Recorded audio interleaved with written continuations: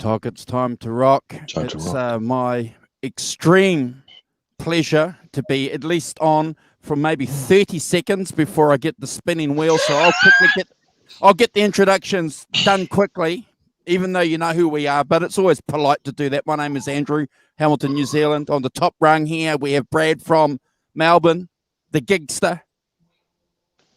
The show off. The guy is going to tell us about this awesome gig that he had. And down on the bottom there, hiding behind a banner, is the rock professor, all the way from the UK. Oh, yeah. All in today. How are you? I'm good. Yeah. Guys, just hang on one sec. I just need to do something. Hold on one sec. Yep, no problem. No problem. Yep, that's good. Bro, good to see you. We were on yesterday. We had some technical issues, unfortunately. Yep. So the Van Halen show that we did was in 2 parts. Yep. If you guys want to persevere with watching that, we'd appreciate that. We had a blast. I said one swear word. I promise this evening I won't swear. If I do drop out, Simon and Brad will keep you guys entertained. If you can remember, if you have a look on the bottom there on that banner, we need your support. We need your subs so we can have you subscribe to Brad on Instagram. There it is there. Easy. Yep. Brad Cook Music. Simon Williams 33. Kurt S 5150. And another good friend of our show too, Michael at I Happen to Have. Let's share Michael's channel too, because he's going to come back and do some more stuff with us. But have you got the chat up, bro?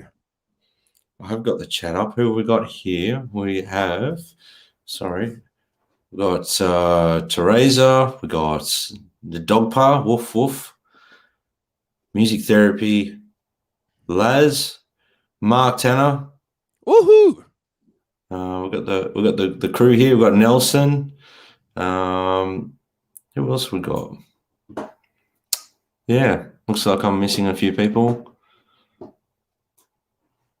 At the top there, British Electric Blues Show. There he goes. Never escape. We got Alan here too. Yeah, Alan. Hey, Mum. And I said Mark Tanner. Yeah, we've got a few people in the chat there. Just we've got a fair few lurkers by the looks of it too. So make sure you throw a comment in here so we can communicate with you guys. And if you're into Jeff Beck, we want you guys to give us your rankings as well. We've got Quentin James in the chat. Hey, Quentin. Good morning. Teresa. Good morning, Teresa. Mark Tanner. Alan. Should we do a bit of a shout out to our brother Kurt and Belitchatherium? We'll get him to pronounce how it's Belitchatherium. He was very upset with us yesterday about our pronunciation of Belitchatherium from Balance album. So he sent it in a voice text, and I'm going to play it a few times. Okay, we shouldn't get flagged for this, should we? What for saying the name? Do I need to say his name? Do I need to speak the words? Okay, here we go. All right. I need complete silence, guys. All right, complete silence. Belitchatherium. I'm going to play it one more time. Belitchatherium. One more. Belitchatherium. That was the big B word that Brad and I were having trouble getting our lips and our tongues and our teeth and lips around yesterday when we were talking about some of the tracks on the Balance album. And true to his word, the Rev, schooled us. He schooled us. He came in from the far depths of wherever he was on his journey and corrected us all. So thanks, Kurt. That's great. Hey, Texas. Belitchatherium. Morning, Texas. Belitchatherium. So thanks, Kurt. Now we've memorized Belitchatherium.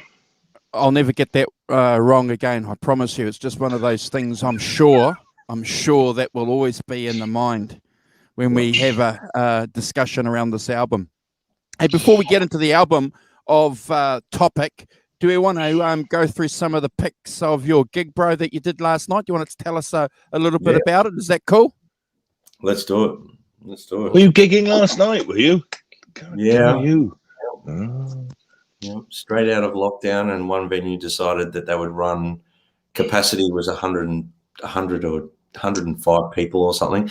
So that's from side of stage. Socially distanced 200. It's funny, the rules kind of seem to be a little bit all over the place, but I won't get into that. That's a little bit political, so we won't get into that. But that's the side of the stage. That's from where we walked up. So that's my amp in front there. Pedal board up to the right there, the fallback wedges. Drum kit over in the left-hand corner, which is sort of hidden by the keyboards a bit as well. Wedges. Blimey. Yeah. So there you go. There's my side of stage. 2 guitars I took. I took my my Les Paul and my new Music Man, which is the first gig I've played with it. Yeah, we've got a better photo, guys, to show you guys too on that. So just bear with us. Did you use it? Brad, did you use it? Yeah, used it in a fair few songs actually. So obviously that's the keyboard is my rig sort of fits right beside the keyboard player, and then I'm playing in front of it. Yeah. And, so the Ulbrich is a single 12-inch, is it? The speaker? It's 212s. 212s. And they're on like if you have a really close look, they're on an angle. One's angle, yeah, I can see. The left side's at the bottom and the top one's at the right. So it kind of condenses the box up a bit. But the box is very deep, so you get a bit of resonance with that. The reason I use that in smaller gigs is mainly because of the volume. They're just trying to keep it down. I'm still trying to get a big sound. That's my pedal board just for the show at the moment. It changes all the time, but I snuck a Univibe pedal in there because I can't help myself. It's not very 80s, but I use it on a few things. You can make it sound 80s. So that's the 2 Ambers. I call them the 2 Ambers now, the Gibson and the Music Man. So the Music Man played really well last night. It was fantastic. Wow. First time I played it on stage, and it was really fun. I actually played it on a fair few songs. I was only going to play it on the ones I normally play because I play the majority of my gig on a Les Paul, and then the songs where I need a Floyd Rose, I usually use my BC Rich, which stayed at home last night. So my BC Rich is not very happy with me at the moment because it's getting neglected. So, dear.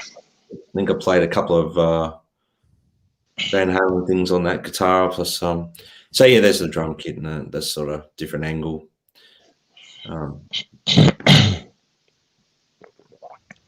But yeah, so it was a good fun gig. 100 capacity.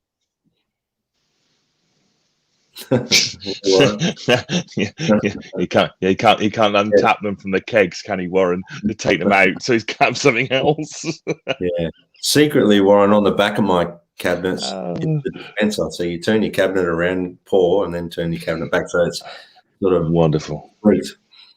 Now there's something going on with those keyboards. Because Brad being that close to the keyboards, there's something going on with the keyboards, I'm sure too. Well, they're always very tight little stages in the sense where for a 7-piece band, it's sort of layer each other across a bit. But on the big theatre shows we do, there's way more space, obviously. But that was a smaller club last night. It was good fun. It was good. We're doing your 80s tribute stuff, Brad. So we're doing Rewind 80s. The band Rewind 80s are playing. So we do everything. We do Guns N' Roses. We do Van Halen. We do Bon Jovi. We do all the sort of classic sort of 80s songs, and as well as some keyboard orientated stuff like there's a ton of stuff we do. Do you do Echo Beach by Martha and the Muffins? Yep, and that's what I use the Univibe on. I use the Univibe on that song. Yeah, I know what you're doing. I know what you're doing. I sneak the Univibe in on Echo Beach just to get that sort of underwater. Yeah. So it really works well. No one will ever know it's not a chorus, will they? No, we won't tell. I ran a chorus on there as well, but you know, it's the chorus stuff. I find if I'm playing with the chorus on all the time, it gets a little bit too much. I can't. I like a more drier sound. It's nice to have on for cleaner stuff, but then when I go rock, like I keep it on for certain songs, and then other songs I'm like, no, take the damn thing off. I just want to hear the guitar and the amp. So, but yeah, you can rest assured there's plenty of delays and chorus here and there in the sections of the songs, and that's pretty cool. Awesome. Yeah. Awesome. Yeah. Always appreciate hearing about how your gigs went. So we've got a male model. Excellent. We've got somebody that's while Brad was gigging, we had Simon out, been involved moonlighting in the garment industry. The garment industry. In the rag trade, I think the phrase you're looking for, Mr. Walton. I'm in the rag trade. I've opened up a new business in the rag trade. I'm going to present him here, and he's going to show off his fine torso. Honed torso. Honed. I'm going to get Brad as my personal trainer because it's clearly make me run up and down more. Here we go, ladies and gentlemen. This is the thumbnail for this evening's show. Drum roll. There we are. Look. Right, here we go, kids. Look, what do you think about this? Yes, dudes. Yes, look at that. 10 out of 10. Never a skip. Hashtag never a skip. Hashtag never a skip. That belongs to me. Copy me in on everything you do. And Instagram. There we are. What do you think of that? Well done. Picture well Nick's done, from Andrew, but yeah. So well done.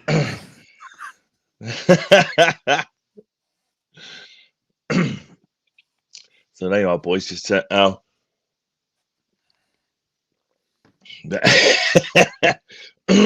thanks, Warren. I decided to do it as a bit of a laugh. We'll get the crew organised with t-shirts as well. Well done. Tell me your sizes, boys. Yeah.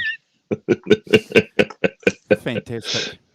While we're talking about that, guys, just hold on for 1 second. And again, this will be for anyone that watches the replays. We need to build our subscriptions on Instagram. I'm just going to call out, and Brad will tell you why. It's always a good thing for us to tell you why we want your subscription. So it's pretty easy. Brad Cook Music, Instagram. Simon, easy. Simon Williams, 33. Kurt S, 5150. And also, please follow Michael. I happen to have. Yeah. And somewhere amongst all those accounts, you'll find me. But Brad, if you can just tell everyone why we want these subscriptions, please, especially on Instagram.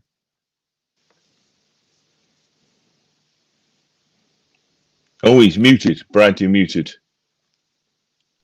I'm sorry about that. I don't know why that happened.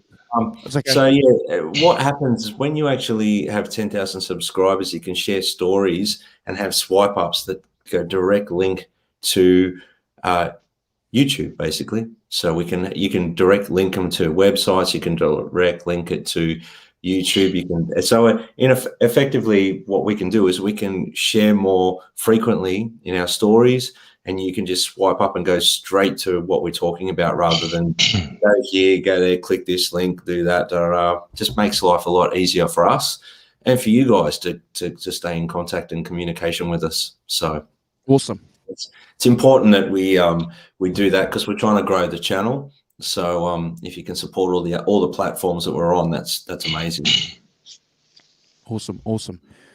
Appreciate that, bro, and thank you for alerting our attention to that. And we'll be sorry for all you regulars if you're going to be hearing that, but we just have to be careful and make sure that people that do watch some of our replays, because there's a few, realize what we're trying to do there.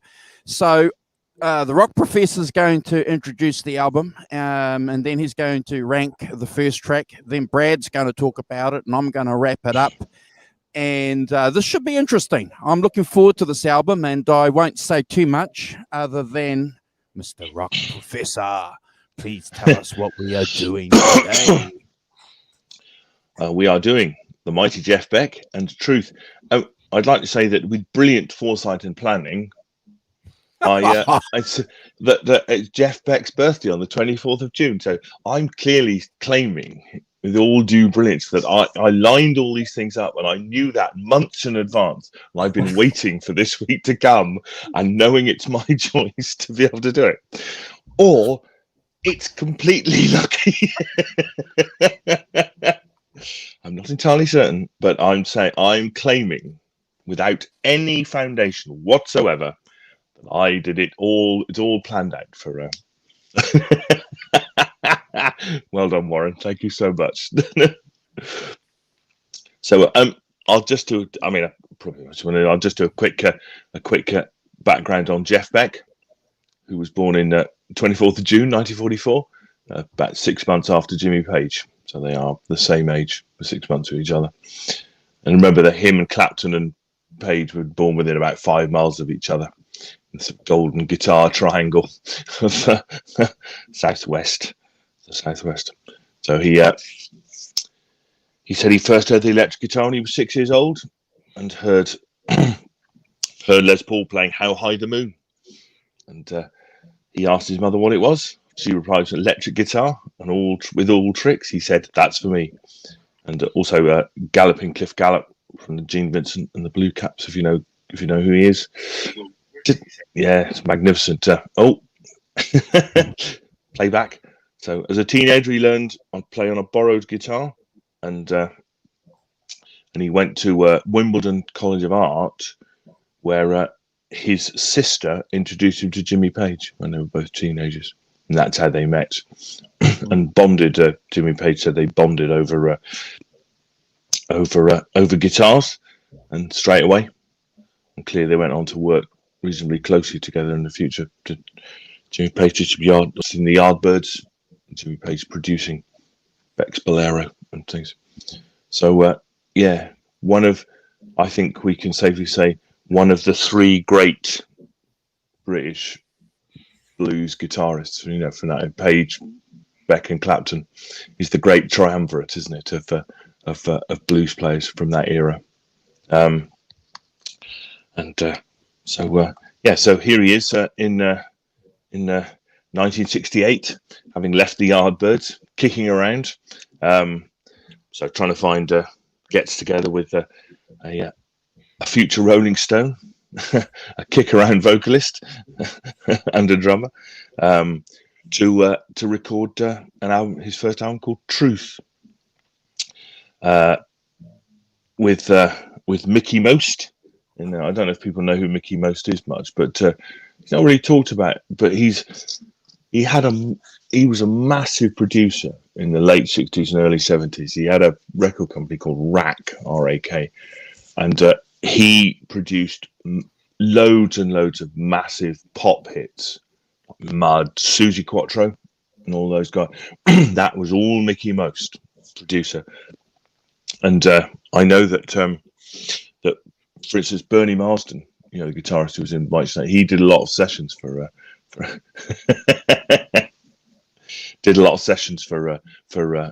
Mickey Most. So, Mickey Most is something of a personality in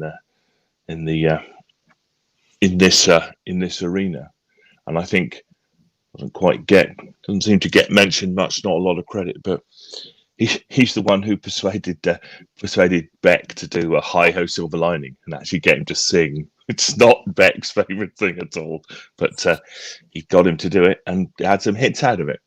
So, which is quite cool.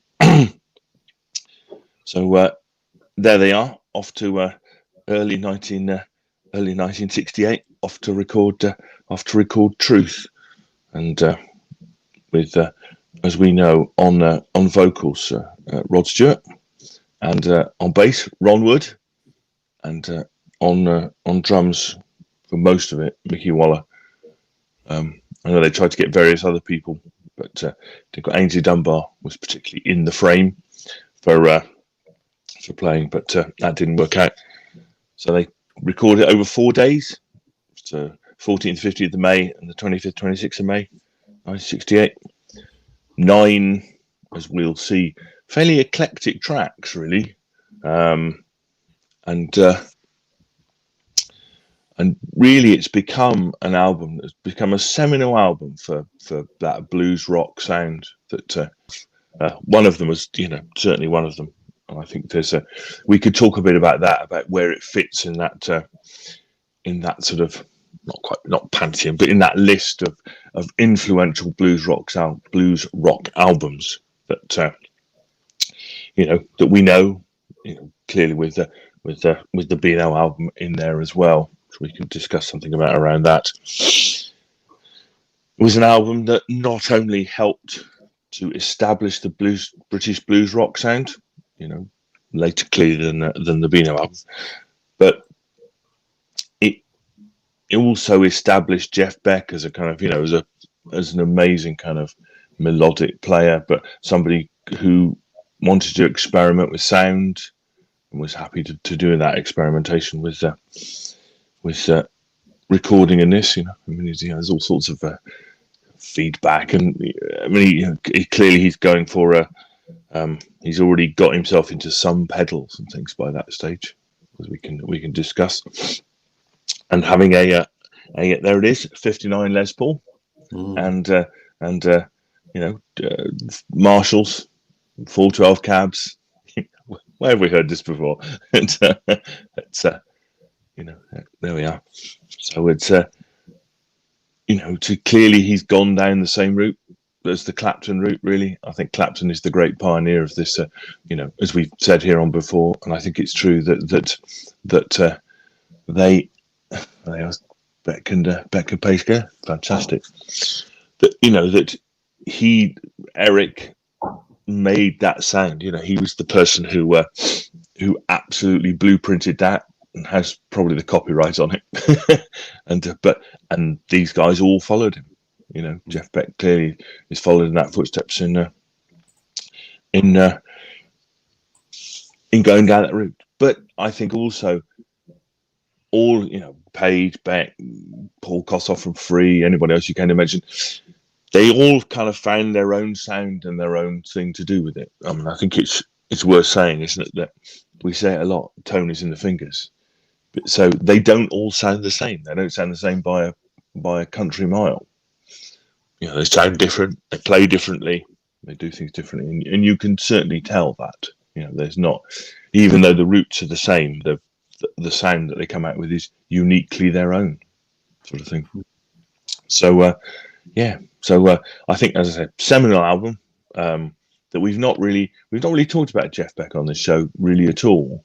Well, no. He sort of comes up in passing, but we haven't. And so, as I say, by a lot of planning and foresight by me, the fact that the week of his birthday we're doing him is, I think, is great. So that's a bit of background on the album. 9 tracks. I think we've got to do, and a lot of variety in those tracks. So, shall we? Anybody else want to say anything before we go into the tracks? Bryce, do you want to say anything else? Oh, look, just Jeff Beck. We don't talk about him enough on this channel, but he is a massive influence to so many guitar players. Not many people can emulate his style. He's got a very unique style. It's very apparent on this record, and it develops over the time as well. He just, especially once he, later in his career when he started using Fenders and the way he was using the bar as part of his expression, as opposed to bending with the bar and things like that. So such an amazing guitar player, influenced like guys that I admire so much as well. Guys like Slash. Slash would go on and basically say things like, "There's an incredible talent." There was a song called "Come Dancing" on Jeff Beck's record Wired. Once said, I'm quoting Slash now. He says, there's so many great guitar soloists, but there's one that I remember picking up on when I was a kid and going, wow, that was effing awesome. He gave it extremely high praise. So what I'm getting at was good old Jeff Beck deserves way more talk about. We need to talk about him more on this channel, 100%. He's an amazing guitar player. And you can hear, without giving away too much about this record, you can hear the influence Jeff Beck had on guys like Jimmy Page, you can hear the influence he had on like Clapton. You can hear it there. It's 100%. But obviously, moving forward, he had a massive effect on tons of guitar players, not just those 3 or 2. You know, I think that's true. What, Andrew? Yeah, look, I agree with both of you guys. I think he's one of the key guys, isn't he? In the ace pack that you got to have. You know, if you got 4 aces and you included Jeff Beck, well, you know, that's great. You know, that's a good choice. I look forward to going through doing this album with you guys. I was particularly struck by that DVD that came out in 2018, the Jeff Beck story, which is available on Apple if you guys haven't seen it. And I watched it a couple of days ago. I love the psychology that these guitar players and these artists have. I love it, guys. I think it just offers us a different dimension. And obviously, we're not going to pick up a lot from an hour and a half, but it's an insight into, I'm going to say this word respectfully, the strangeness of Jeff Beck. Oh, the word maverick is absolutely made for him, isn't it? In a way that interesting, yeah. And he's gone his own maverick route in the music business rather than I think we might be what's the word? I should spit it out, Andrew. I think we might be spied upon, gentlemen. Spy away. I think we might be lurked at. Lurked at. There's a certain amount of. Nelson. Oh, Arvin. Sorry to interrupt, Simon. You're right. Maverick. No, I mean, I think the word maverick is, and clearly, you know, he is the maverick, you know, of all mavericks, Jeff, and I think that he clearly, you know, decided early to go down that, you know, I'm going to do my own thing, I'm going to be my own man, and I'm going to, you know, make a career, but it's, you know, not quite so organized and willing to just throw things up, you know, whereas, you know, clearly Page particularly, you know, clearly had a master plan, had to get a group together.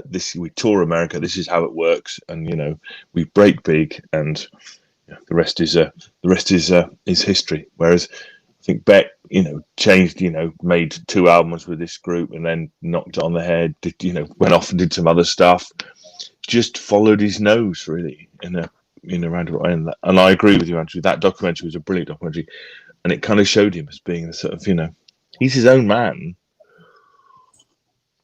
completely, and but also he has made a very successful career out of being his own man. You know, maybe not quite the fame and the notoriety, if you like, in broader circles of, you know, of Clapton and Page, but nevertheless built a very successful and lucrative career based on what he's done. You know, he's had some fantastic records that have sold, and you know, and he still tours, doesn't he? I mean, he's touring, late this year or early next year. I think he's touring the UK, and as you say, he's developed that sound, that touch that he's got. You know, where he'll play and then he'll do that very delicate kind of vibrato thing with the whammy part. He's just you know, developed a style of his own that is completely his own, using, interestingly, the Strat and not the Les Paul what we're talking about here. But yeah, amazing, extraordinary. I just where did I find it? Hold on, where's it? When they were recording, Ainsley Dunbar said he was an absolute bastard. He was so loud I couldn't hear. Didn't have any mics on my drums. The band had 100-watt Marshall amplifiers blaring, no monitors. You try and play something nice and subtle with 100 watts of amp blaring in your ear, and he little subtly disappeared. Never had the feeling of being a band. It was always Jeff Beck and his sidemen. And I think that's probably where Jeff saw himself. Really, I think maybe the Yardbirds. It's okay, John. We've just started. Morning, John. How you doing? It's no, don't worry. So I think that clearly that's where he is and what he does, and that maverick thing about him is part of the attraction, really, isn't it? Yeah, I think for us, but I think that also is slightly contributed to him being slightly reduced in the historical, view of this period and what was going on. So let's hope we can redress that a bit. Okay, shall we get into the tracks, guys? let's do it. Should we get into the tracks? Right. Looking forward. Track one, side one. You know me. We're doing tracks and sides in the latest modern tradition. So track one is Shape of Things to Come. Shape of Things, which has clearly been recorded before by the Yardbirds. Who recorded it with the Yardbirds. Decided to record it with this in May '68. Rod Stewart suggested they record the song, and Beck added, "Let's slow it down and make it dirty and evil." So I think that they deliberately rebuilt the song from the ground up, so it sounds close to Howling Wolf. And despite the new arrangements, that's what they did. So and Beck continued to explore new guitar sounds, using recently purchased Showbud steel guitar to create the slide fills for the song. Martin Power describes the song's instrumental breaks as its Pistols at Dawn midsection, which found Jeff and drummer Mickey Waller chasing each other through a maze of drum rolls, crashing cymbals, slashing chords, and creamy arpeggios. Florid. So I think for me, one of the interesting things, and we'll talk about it more as we get into them, is what a great fit Ron Wood is on bass. I wouldn't have figured Ron Wood as a bass player, but actually, I was constantly impressed by how well he did and how taste and classy playing, and clearly can play the bass really well, and understands how to do it. So it's the first album with first song on the album, and it's an aggressive, heavily amplified sound, recorded with his 59 Les Paul, routed through a tone bender fuzz box. Just the one. And it has been cited as the prototype of heavy metal. I don't know about that, but on the back of it. So it's starts off, drums and bass and guitar. I mean, I think that kind of thing about having one guitar in the left-hand speaker. You notice that it's way over the left speaker. I think it is left-hand speaker, and then all the rest of the instrumentation are in the right-hand speaker. Welcome to the mix of 1968, which is that dividing things up quite a lot. Do that, I remember old Beatles records. You could just have the voices and just turn off if you turned it over, just have the voices and not the instruments. But it's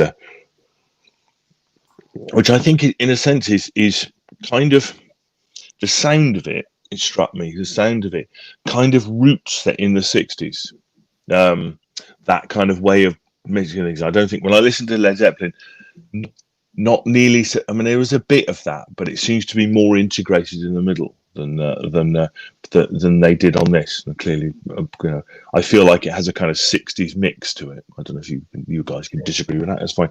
But so I think that it's an amazing song. It's a 10 out of 10 for me. Never a skip. It's a yes, folks. 10 out of 10. Never a skip. And I mean, I think it's a fantastic opener. I think it's and it shows where Beck is in terms of his guitar playing, what he's starting to do, and how brilliantly he can play. Awesome, Brad. Yeah, well, Shapes of Things, it's a great album opener, and I will remind everyone we do these rankings based on the album itself. So we're ranking it in order of what we think of each song on the album. So Shapes of Things, I think it's a great opener. There's some great musicianship, very bluesy. It's busy. I'll give it that. There's a lot going on. The mix is very 60s, late 60s. Rod Stewart's voice is, amazing, really, when you think about it. He's a young guy. He's come out singing like that. Trippy overdub guitars. I thought I'd mention that. And there's a lot of those trippy sort of overdubbed guitars in the song. Jeff Beck's solo following the melody line is like very classy. The second time he passes that through, he goes like a harmony, but it slips off it. But it kind of works. Just the way Jeff Beck plays, he gives it that little bit of cheekiness and spark that it needs. So I thought that was pretty cool. I really love the freak out section in the middle. It's very colourful and at times reminds me of Hendrix in that freak out section. I was trying to think of the song, and there's so many little Hendrix sections that break down into like a freak out section like that, and it kind of did remind me of something the Experience would do. It's the drumming, yeah. Sorry, Brandon. It's interesting that apparently, according to something I read, that Mike Bloomfield claimed that Beck's use of control feedback influenced Jimi Hendrix's approach.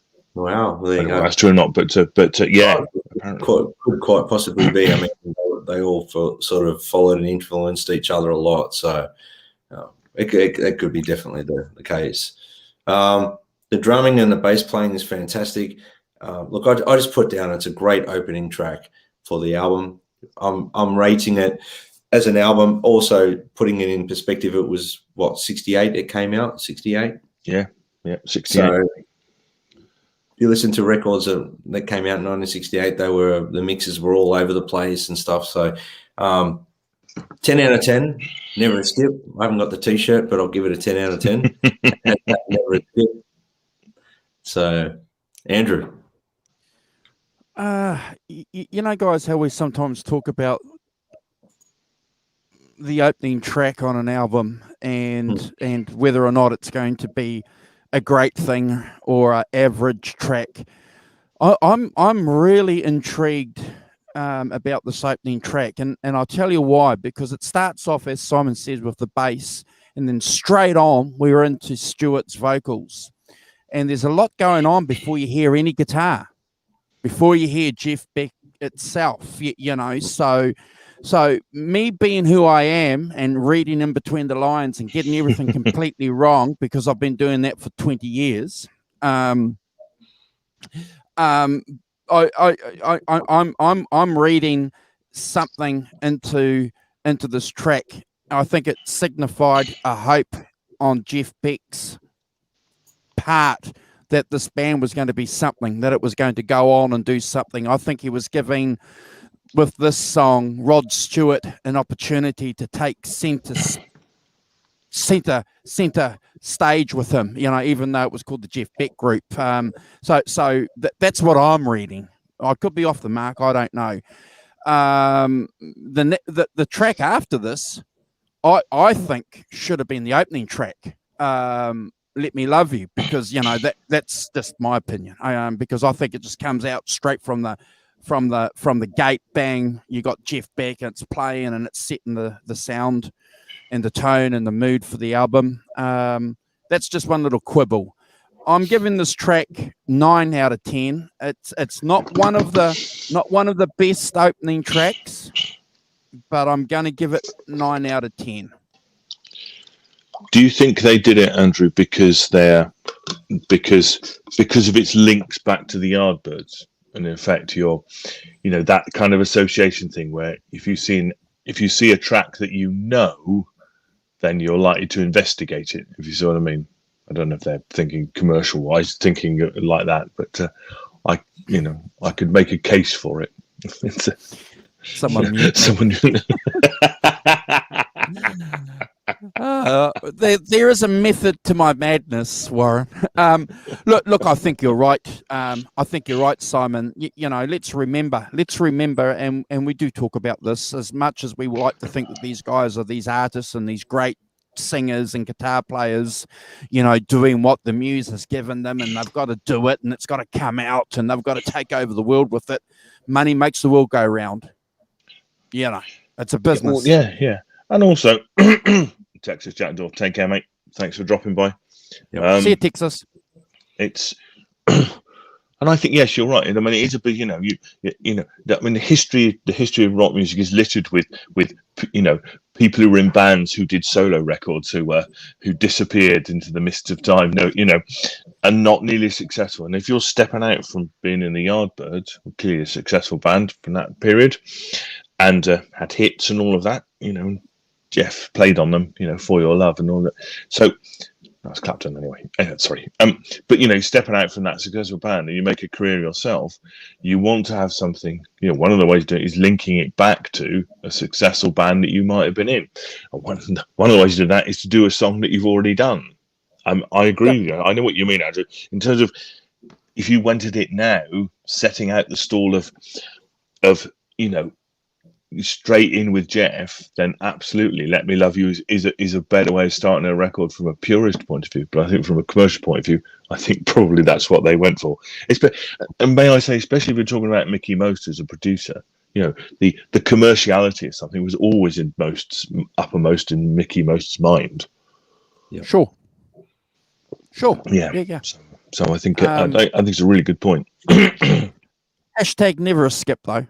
But hashtag never skip. No, yep, 9 out of 10. So yes, on to Let Me Love You, which is Andrew has alluded to, is a little more classic Beck than Shape of Things. I think it's part of their stage set and one of the few self-written pieces on the record.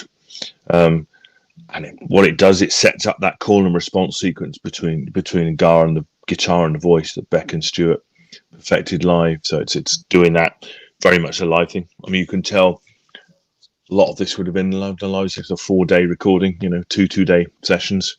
Went in, just did it. It's I'm sure that's familiar to us all, having talked a lot about these 60s albums. You know, Led Zeppelin 1 is the same sort of thing. You know, you go in 3 or 4 days, record it, and you know, somebody tidies up and you put it out. And we're still in kind of 4-track era, you know, recording time, so not a lot of effects. So you can, you know, the effect is how can I record what's going on, you know. And I think that's one of the important things for a lot of the tracks on here, is how you did them live is how they get recorded. Having said that, there are some overdub guitars on it and stuff, so you quite often hear rhythm guitars and other stuff. So as Andrew said, I mean, this is a sort of 12-bar blues, you know, guitar riff straight in over the bass, and you know, clearly much more in line with what we expect from Jeff Beck, you know, and the way this album is in that kind of heavy blues sort of sound that he's going for. And you know, and Led Zeppelin as well. I think we get into that, but you know, I like to. It's got rhythm and an overdub lead as well, so it's 2 guitars on it. He obviously went back and the solo, and he's got that nice vibrato from the trem arm. He's obviously, you know, started to use the trem arm. I don't know what I presume it's from the trem arm, but I couldn't work it out in terms of why that would be with the Les Paul. Maybe he isn't playing a Les Paul on this. Brad, you'll probably know this. You can tell me which it is in a minute. There he goes up an octave, and but I think particularly, as I've said, that it's the call and response bit between Rod and you know, that I don't know, I'm sure people did it before like that, but it seems to be a bit of a blueprint about in this kind of rock thing about, you know, that call and response thing, you know, that guitarists and singers do back and forth thing. I think this is a great second track. I think that it's a 10 out of 10 and never a skip. And I think it's you know, wizardly second track, and I think it sets out the stall of the album probably a bit better than Shape of Things to Come. Yeah, I agree.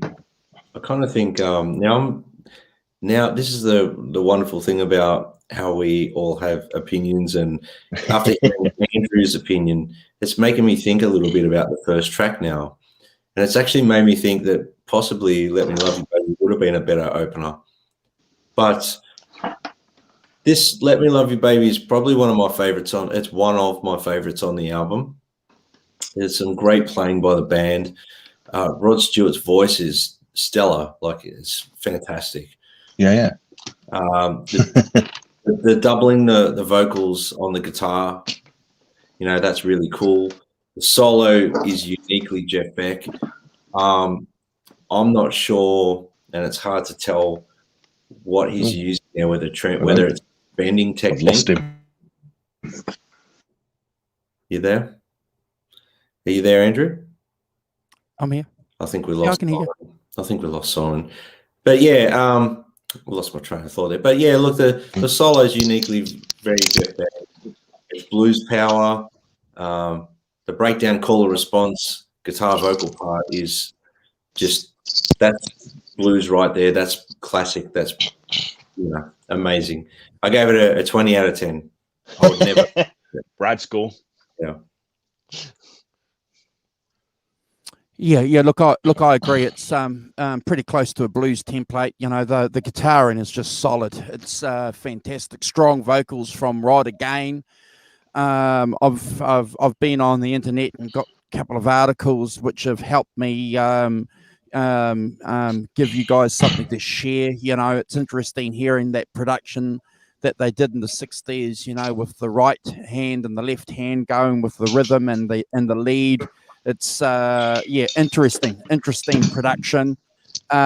Certainly a good indication out of all the records that we've done, and we've done a few of them now, guys. It's a very good example of that late 60s production technique, which is so different to some of the polished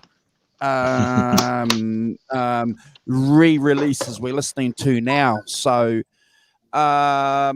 look, apparently there's some similarities between Jimmy Page's guitaring at that time that I read, and when I listened to it again, there's but they're tight and they're close, so obviously they're going to be sharing a lot of those licks, aren't they? So Page and Beck especially were tight. They were together. They were doing a lot together. So do you not think, Andrew? I thought about this a lot, about that kind of Page ripped Beck off and all of that, that stuff going on, and I actually came to the conclusion a bit that the apex of it is Clapton and the Beano album. And clearly they all heard that. We know that everybody heard that and went, "Wow, that's the way to go."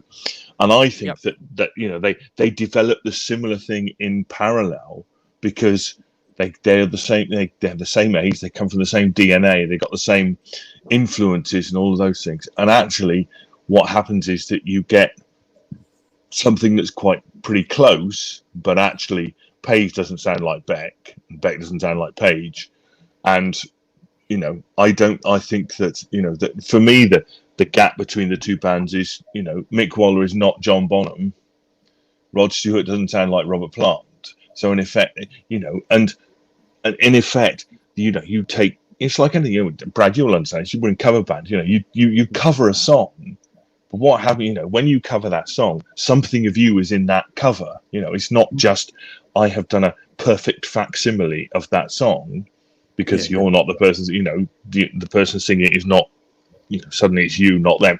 So your DNA, your personality, your what you can do goes into that. And so I think that clearly that's there's a bit of a zeitgeist, and Clapton is the man who created that with the Les Paul and the Marshall sound. And if you all go off and buy a Les Paul and a Marshall sound, what are you going to get? You're going to get what Clapton did. But you're not, because you're not Clapton. You see what I mean? the obvious Yeah, statement. no disrespect to the vocalists and the bass players and the drummers around that time, but the guy pulling the strings, the girl pulling the strings in the bands, especially in that period, were the guitar players. If they weren't the leaders of the band, they certainly were looked upon, pushed into the front, because it was the beginning of the guitar god, so from a marketing commercial point of view, it was important. So so it's no surprise that Beck and Page were going to have some transference. But as I say, I don't think necessarily that there was a deliberate thing that Jimmy Page is going, oh look, I'm going to copy that. I just think Johnny God. Bean Raid.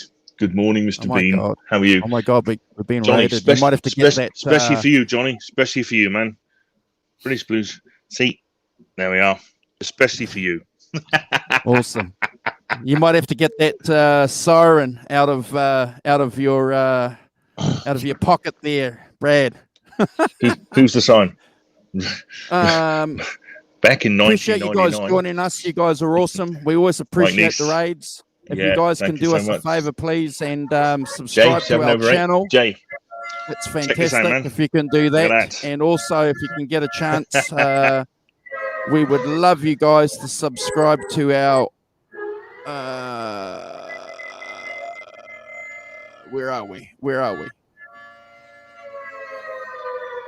We've lost them.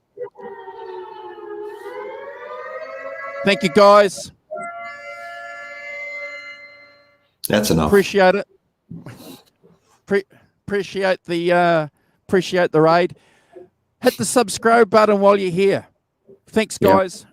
All subscriptions, if you want to build your own channels, we promise all subscriptions that you give to our channel, we subscribe back. We're not a channel that holds all the subs. We share the love.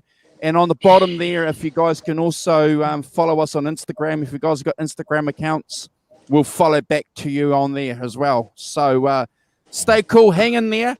We're doing a show on Jeff Beck, and tune in. Simon. Sorry, I came back. I don't know what happened there. We just see Johnny Bean. That's the power of Johnny Bean. There I was 1 minute, and boom, the whole thing closed down. And not just a loss of connection, just you're out of here, Williams. So that's cool. So yeah, thanks for dropping in, guys. Saying hi. That's very cool. Yeah, I'm in the shelter, Derek. Yes, I am. So Morning Dew. Morning Dew, track 3. This is the first kind of what I would call sort of deviation away from the sound we've been talking about.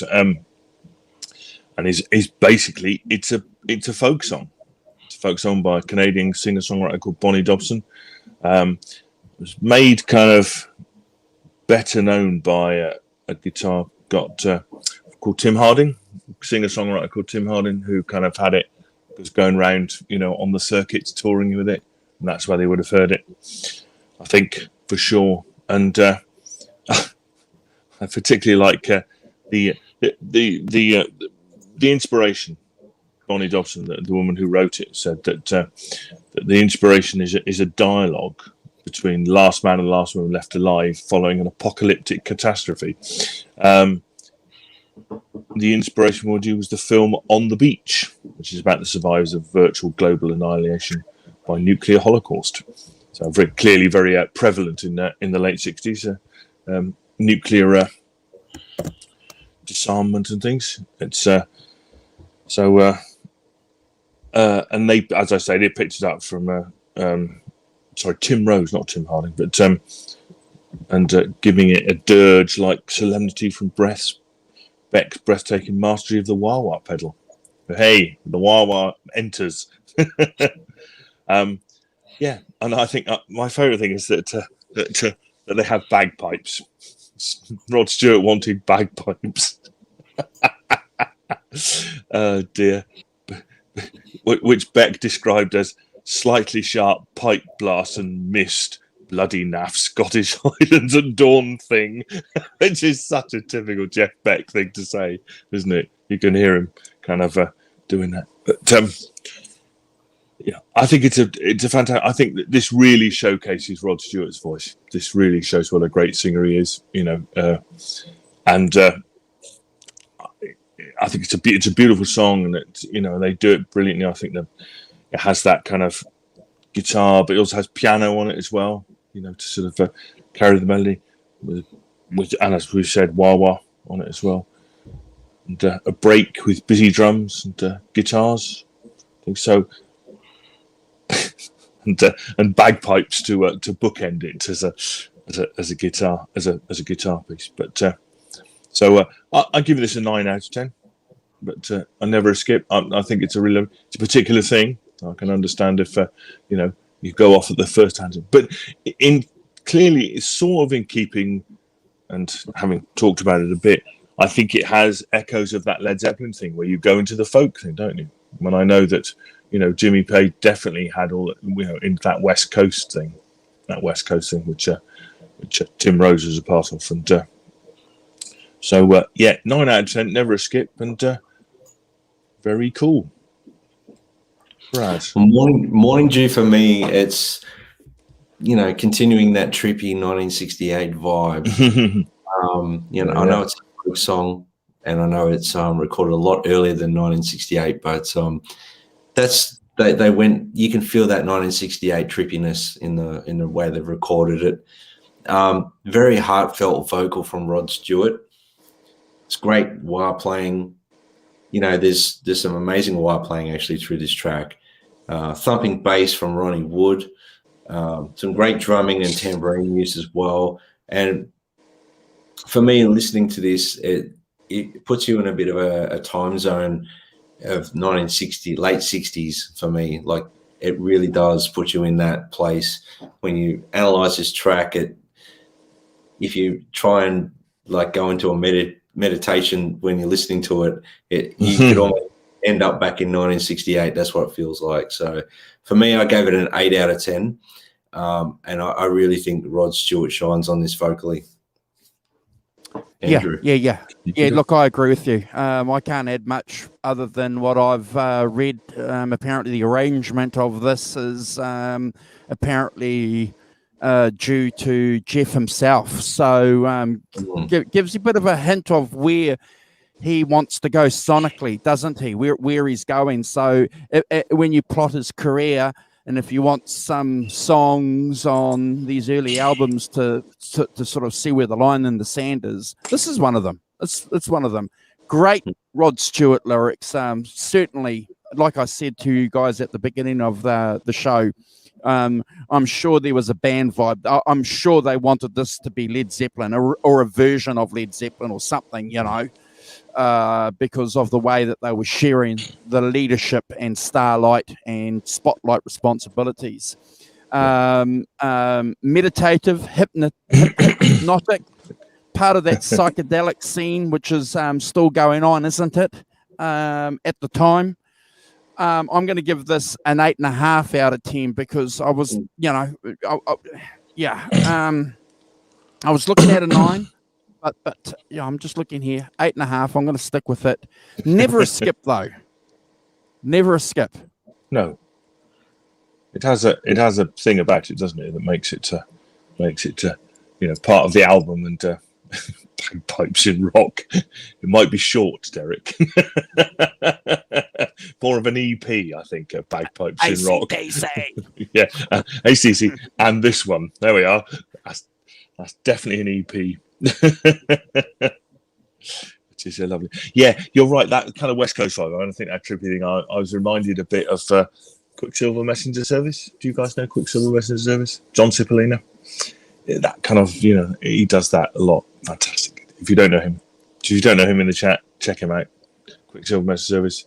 The first album, the black one, with the black cover on it, is a fantastic late 60s record in that kind of San Francisco trippy thing. And John Cipollina is a great guitar player. So anyway, so track 4. This is the first of the They're really, I think, like this is where it all starts in earnest. In many ways, it's a "You Shook Me," which is a 1962 song recorded by Muddy Waters. Willie Dixon wrote the lyrics, and Earl Hooker provided the instrumental backing. And the song features Muddy Waters in unison with Hooker's slide guitar melody. So it became one of Muddy Waters' most successful early 60s singles, which is clearly where they heard it. So Beck has a hard rock treatment of the song, and made it a highlight of their live performances. And I think there's a tremendous dynamic interplay between Jeff's guitar and Rod's vocals. In it, Beck utilising fuzzbox and wah-wah effects for his extensive fills around Stewart's vocals, as well as in his solo. And the song concludes with guitar amplifier feedback, which is Beck described in the Truth liner notes as the last notes of a song is my guitar being sick. But so would you if I smashed your guts for 228. And I think it's worth saying that I'm not. This is something I've got from that. One of the things about Jeff is man, he's angry. Do you not think? I mean, every note of Jeff Beck.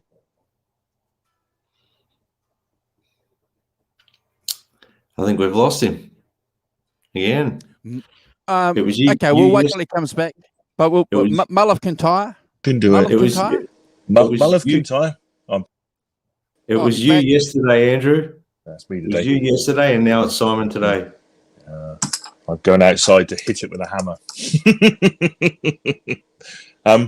I was going to say that I don't know where I got knocked off, but I think that for me, every note, Jeff Beck is an angry young man, and every note you can hit, and that's what I remember. Have you seen that? I'm sure you have, that brilliant Joe Bonamassa video where he goes through. He says, "This is the Clapton tone, this is the Page tone, and this is Jeff Beck." And Jeff Beck, every note of Jeff Beck is like he's an angry man, young man. And I think that's sort of case in point. I would say here. It's really good, and so this is a 10 out of 10. I think this really starts to be one of the blueprints of that heavy blues rock sound that everybody took on, and clearly Beck's one of the pioneers of it. I think with Led Zeppelin, and there are links here. I think John Paul Jones played the bass on it. And contributed the organ part, which he clearly would do later with Led Zeppelin. So there's some links. So it's as I say, I'm slightly less. I think that there's the same DNA and the same of influences coming in for this. So which means that clearly they both heard the song and thought that would be a good song to do because we all know it and we can do it. So they both did it. I think they're quite different. I think the Led Zeppelin version is quite a different version to Jeff Beck's version of it. So 10 out of 10, 20 out of 10, never a skip. Well, for me, this is what I call a great upfeel version of the Willie Dixon song. The piano's great in the song. There's some throaty vocals from Rod Stewart in this one, without a doubt. He's really given some extreme vocal delivery here. I love Jeff Beck's guitar playing throughout. The main solo is very Jimmy Page-ish to me. It just feels like, he was maybe hanging around, or Jimmy might have even been in the studio. He was trying to impress him or whatever. And I don't know. It's got that feel to me there. And his use of the wah. I forgot how short this version is. The few times I listen to the album, I'm getting into it and it stops. I'm like, what's going on? So maybe, that was the disappointing part for me and why I didn't rate it as high as I should. But I gave it a 7 out of 10. Yeah. 7. The definitive version for me is Led Zeppelin's, without a doubt. Wow. You better time yourself out, buddy. 7 out of 10. Yeah, Oh, stay there before I get angry. Look, clearly this song beats Led Zeppelin's version by 6 months. You know, you've got Nicky Hopkins playing the keyboards, the ivories on here, which adds a little bit of difference. I'm sympathetic to what Brad is saying because I heard Led Zeppelin's version years before this version. Yeah. And this never matched the intensity and the dangerousness that was around Led Zeppelin's version. But I'm still going to give this, I'm going to give this still a 10 out of 10, Simon. Led Zeppelin's version is dangerous. It's like a Cairo knife fight, version. It's something that you're going to meet on.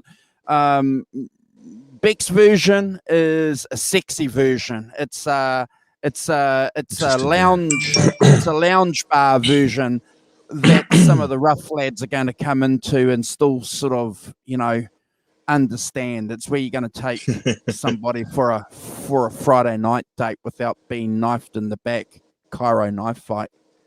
10 out of 10. 10 out of 10. Yeah. I think it's. I agree with you. It's where it starts for me. I wouldn't. I think that comparison with Led Zeppelin is kind of.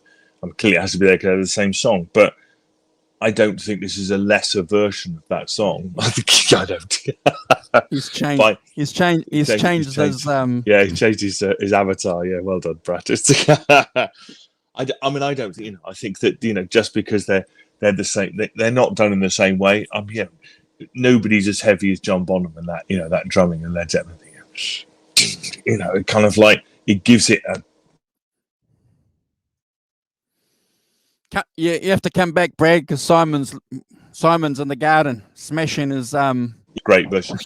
No, you're back. I'm back. You're back. Yeah, I'm back from the garden, smashing things up. Yes. Oh, come back, honestly. 7, dear me. Oh dear. Well done. Stick to your guns, Brad. Stick to your guns, mate. Yeah, it's all good. No, for me, it's all about Led Zeppelin for that song. But anyway. I won't argue with Bossman Andrew, so I refuse to talk about. That's right. Yeah. Okay, so next one is last track on side one is Warren mute him. Oh dear me. So the last track on side one is Old Man River, which is a very interesting choice of song. It's I'd forgotten this was on here, but I think it's one of those things where that's where people were in the 60s. Diversity of songs and trying different things, putting things on records. That was the thing, and I think clearly Led Zeppelin were in that boat, but other people, loads of other, all albums then had kind of, those kind of variety of sounds, and that's what people look for in those days, that variety of sounds on records and stuff. So, and this is quite, slow and kind of, based on an incognito Keith Moon playing timpani. Apparently, it was a thrill. Abbey Road was not popular with the residents of that area when people recorded things like drums. So I don't think it's that soundproofed. They can hear it. But, as I say, has that kind of just comes in with the bass and the organ, and Beck's playing slide. It's like he's playing bass on this as well. So it's. Great Rod vocals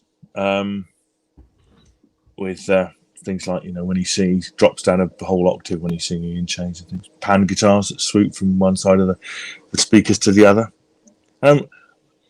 for me, this is a little oddity. I'm going to give it a 7 out of 10. I wouldn't skip it for sure, but I think it's definitely an oddity given what we just had. But I absolutely reserve the right to have it on. And I think, interestingly, it's the oddity track at the end of side one, isn't it? If you set out your stall for the other tracks and so you put the oddity in at the end of side one. So, Brad. Well, for me, this song really highlights Rod Stewart's voice. I feel the song is really moody. The organ and the bass lines keep that trippy vibe going. There's some nice slide guitar work. Not much else to really say, but in this song, I can hear how other singers have been influenced quite heavily from Rod Stewart's voice and the way he sings in this song. I mean, I hear Chris Robinson from the Black Crowes continually. I can imagine Chris Robinson singing this song. That's what I hear.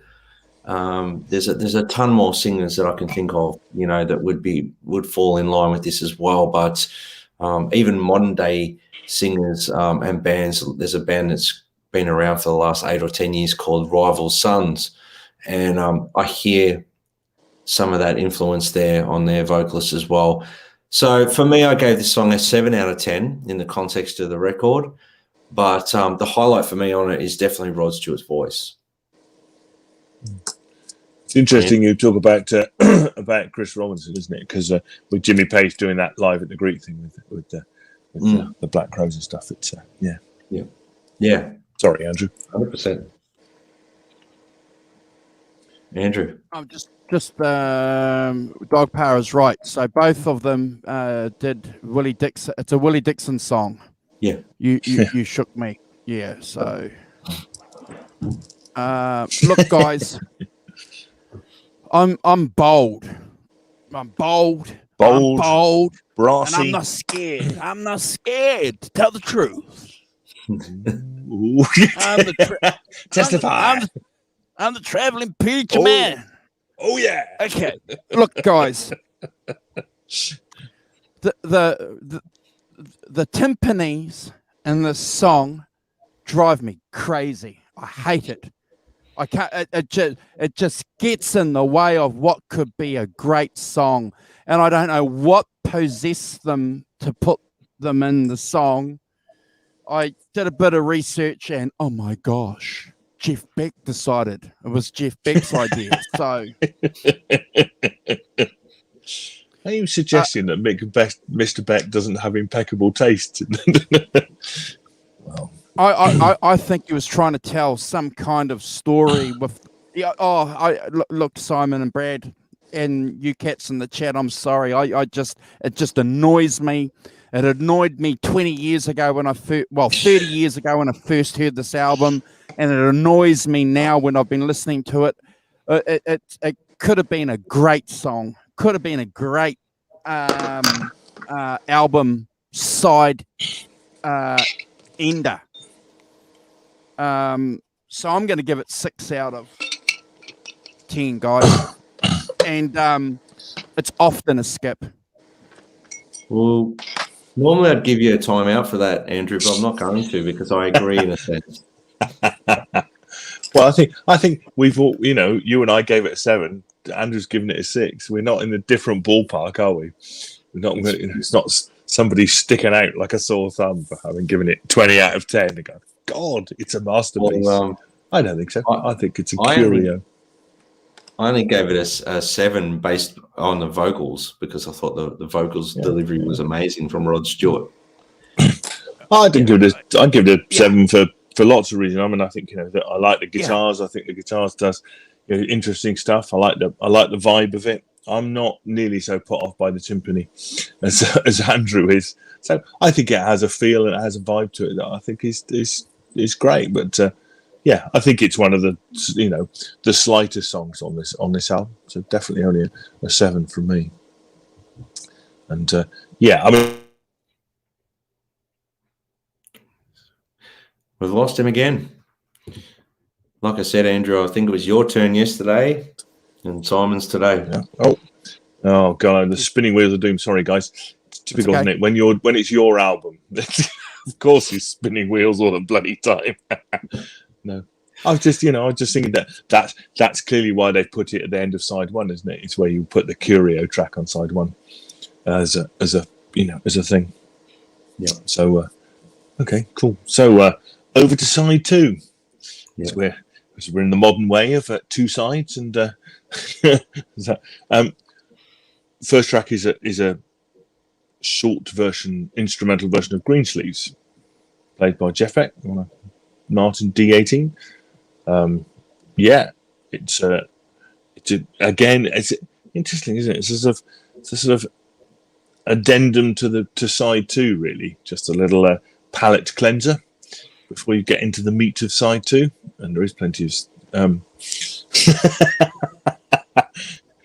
Well, true, Derek. Yes, absolutely. When you've got to, I think it's just one of those things. It's just, according to Beck, they were just kind of messing around in the studio, waiting for things to happen, and he just played it, and then they clearly just put it on the record as a little palate cleanser for side two.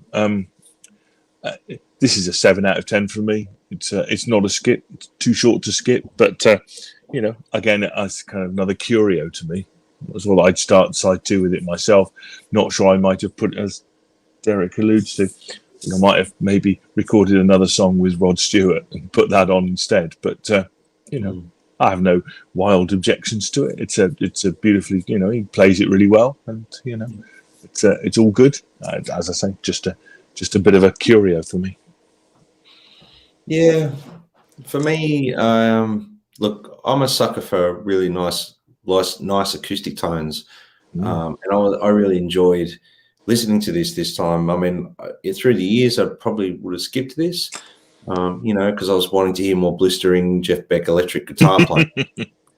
But listening to it with fresh ears, because I haven't listened to this record for a long time, guys, I must admit, and listening to it with fresh ears, I really enjoyed it, and I listened to it a few times over. It's an epic version, really, it's an old song. I think it's from the 1920s, this song or something. So it's a cover. And it's traditional. It's a traditional song. I mean, they played hundreds of years, Brad. Yeah. Okay. Lute songs and stuff. Yeah. Guessing, yeah. But anyway, I just think it highlights, Jeff Beck's diversity as a guitar player. There's some really nice, warm, fuzzy feel to the record as well. So for me, I gave it like an 8 out of 10 because I just thought it was not necessarily a good way to start side two, but in the context of the record, I had to give it an 8 out of 10. I really enjoyed listening to it. And I must admit, I listened to it over and over and over a few times just to make sure I was giving the right ranking, because I thought, maybe I'm being too generous here. So I listened again and again and again. I was like, no, I think it deserves that. Andrew. Yeah, look, I read that it was played on Mickey Most's Gibson J200 Gibson. So interesting what you find on the internet. That's one of the reasons why we do these shows, guys, so that we can at least share some of the information that we've come across.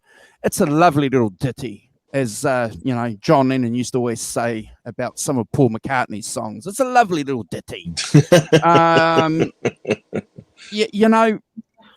Jeff Beck is the classic Englishman, and why wouldn't he be? He's living in the hub of one of the greatest rock and roll movements that the world's going to ever have. And what does he do? Because he's a clever little Englishman. So he takes a classic English song and he puts a little twist on it in a blues rock album to sort of stamp his Britishness, I think, in a clever, smart little way. Does it pay? Does it give the fruits? I'm going to give it an 8 out of 10. It's a mellow song. It shows the craftness, I think, that Jeff Beck wanted to do. But I would have loved him to have just done something with the amp tuned on 10. Get that wire out. Yeah. Get that guitar rubbing up and down the mic stand.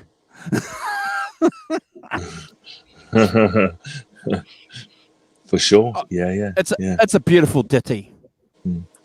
I think that I agree. I think that to put it in the concept, remember there was a whole kind of English folk, singers, instrumental guitar, Bert Jansch, John Renbourn, Davy Graham. These guys were all playing around at this time, and we know that it influenced Jimmy Page greatly. Bert Jansch did, that took that sort of folky sort of side, and I think that Jeff is picking up on that, and that's because it's part of what was going on then, really. We must, lest we forget, that's a big part of what English, rock music was doing in the late 1960s with those guys, playing around. And, clearly, the world was a smaller place, and Beck would have seen John Renbourn, he'd have seen Bert Jansch, he'd have seen all those guys playing out. And, you pick it up, don't you? Yeah. I wonder if Queen gets wrong. Queen does not get royalties. She is royalty, Derek. It's a different thing. Dear. Okay, cool. Yeah, Nelson, you see? Yeah, absolutely. So, it's part of the, and then, you've got Simon and Garfunkel doing Parsley, Sage, Rosemary and Thyme and Scarborough Fair and all of that stuff. It's all, it's all mixed in with that. So it's not surprising in a sense that it's just sort of the distance we have from now, looking at it now, looks a bit odder than possibly it was then. I think, people went for that sort of diversity and didn't worry about it then,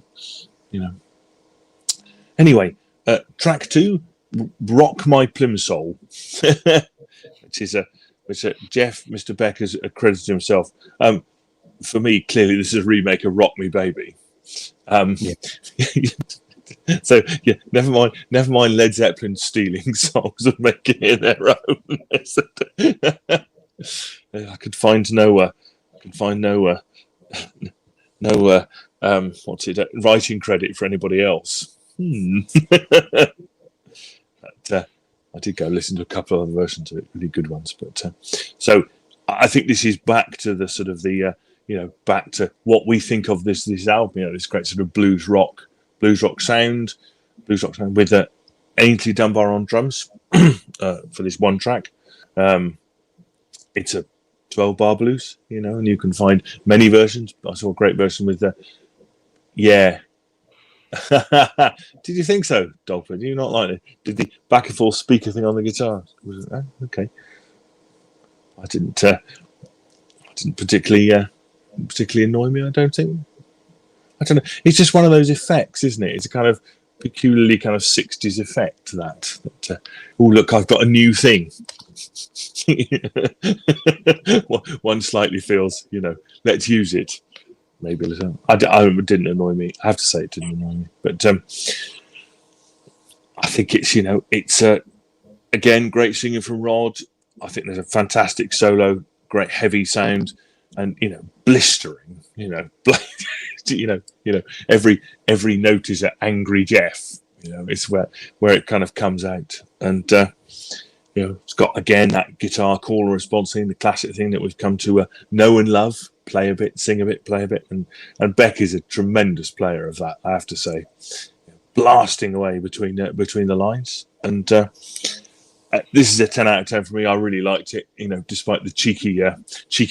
I wrote it all myself, didn't I? Including all the lyrics of "Rock Me Baby," sung by all these other people first. But that's fine. It's, so yeah, 10 out of 10 for me. Never a skip. And I think this is getting back into the backbone of what we think of this album as being. Mr. Brad Cook. So. Yeah, well, for me, it's a great blues feel on this one. I love the guitar tones. The shuffle is a little odd, but it works. It's not like a straight shuffle on the drums, if you notice. It's sort of slight off here and there, but it works really, really well. Great solo. Jeff Beck's really stretching himself in this song, which is great. That's what we want to hear when we listen to a Jeff Beck record. We want to hear him really pushing it. And, I will say in this song, he highlights that trill effect he does. That is like a signature thing. His trills are different to anyone else's. If you really go and have another listen to that. Another fantastic vocal from Rod Stewart, and the breakdown call and response guitar vocal part is great as well. I called it classic example of blues power, and I gave it a 10 out of 10. Andrew, never a skip. Yeah, look, as Simon said, another borrowed, rejigged, rebadged song, but worthy of its place on this album. I agree with you guys. It's apparently there's a couple of versions out there that Beck did, and this is the slower one. I agree with you guys. It's a 10 out of 10, worthy of its place. It's a solid rocker, and again, I think it's just one of those interesting things that these English guys have done so well over the 5-year period from 64 to 72, 73 of just taking, these classic songs and making them theirs. Great example of it. Yeah. Is Mark Tanner on timeout for some reason? Yeah. No? That's right. Dog I was asking. Mark Tanner's done anything to warrant being put in the naughty corner. Well, try and let us know, Mark, if you've been accidentally banhammered in some way. It's a thing. But so I think that back to where we know. So track 3, I know he's there. That's all right. Just being careful. That's all right. He's back. But, so track 3 is Becks Bolero, which is another as Derek said earlier, another instrumental. Well, why would you do an instrumental with it? Well, I think this is clearly worked out earlier, isn't it? So it's interestingly, Jimmy Page has the sole writing credit on it. So I think there's a bit of argy-bargy about that, about who actually, I think Page did all the basic stuff, and then Jeff played over the top. But yeah, so he gets the money for it. It's not about to release it either. So apparently, they said that they were sitting around, and Page had some chords, and Beck played over the top. So it's roughly into 3 parts. The first part begins with a reworking of Ravel's 2-chord, bolero progression, transposed to the key of A. So, with Jimmy Page playing the 12-string guitar underneath to give it a kind of rich, kind of almost orchestral type sound. Nice, beautiful 12-string guitar gives you that. And then Jeff Becks is playing the melody line on electric guitar with a fuzz tone effect, which produces that infinite sustain. It's described as haunting, which I think it is. I think it's tremendous power, into it as well. The second part begins with Moon's simultaneous drum break and scream, launches a different hard rock direction. So, and I think the amazing thing from this is, that the 3 bits are, and you go to the third part, which returns to the main motif, all in under 3 minutes. By the way, kids, it's not an 8-minute rock opera type thing. All in under 3 minutes. Also, the other thing I'd point out is that the slide guitar bit was adapted by Joe Walsh in the James Gang song "The Bomber." So it's worth checking out. It's James Gang. If anyone doesn't know the James Gang, check them out. First 3 records with Joe Walsh, absolutely top class rock music. Yeah. And really kind of innovative. Can't say it.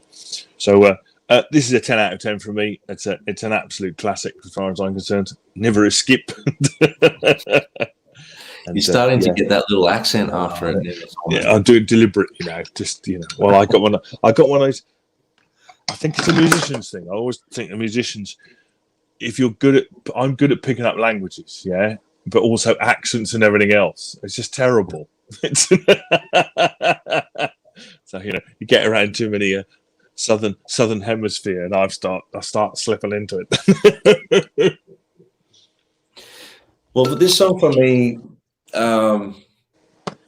it page 12 string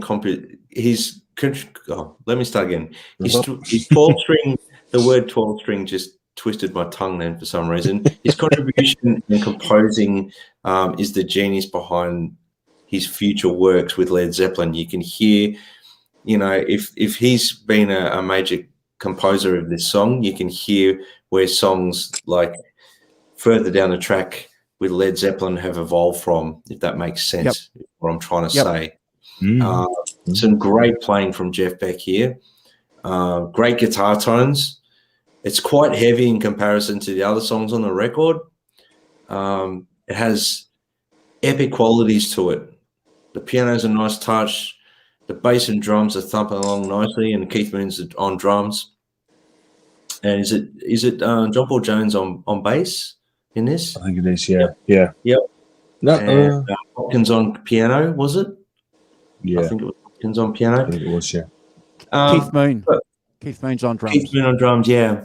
So for me, this is like a super group on this song, really, when you think about it. This is probably one of the earliest forms of a super group, possibly. And John Paul Jones is the bass player, actually. Yeah. And Nicky Hopkins. John Paul Jones, Keith Moon, Nicky Hopkins on piano, Jimmy Page on 12 string, and Jeff Beck on electric. So that's quite a lineup. So for me, I really enjoyed this, and I really think this is one of the earliest forms of like heavy music, if that makes sense. From you can stem heavy music back to even bands like the Beatles, really.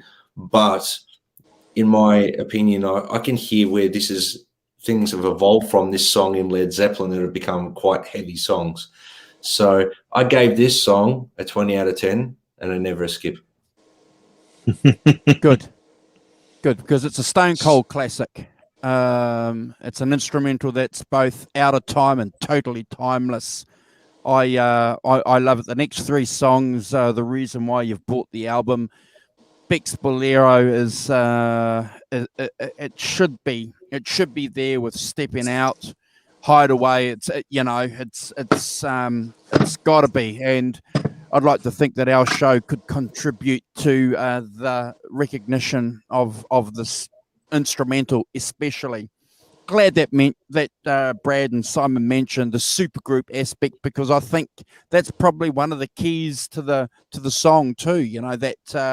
That surety of having good musicians around you, and we've read this before, haven't we, guys? And we've spoken about it, and we've read it in their biographies. When they're around other musicians, it brings the best out of them.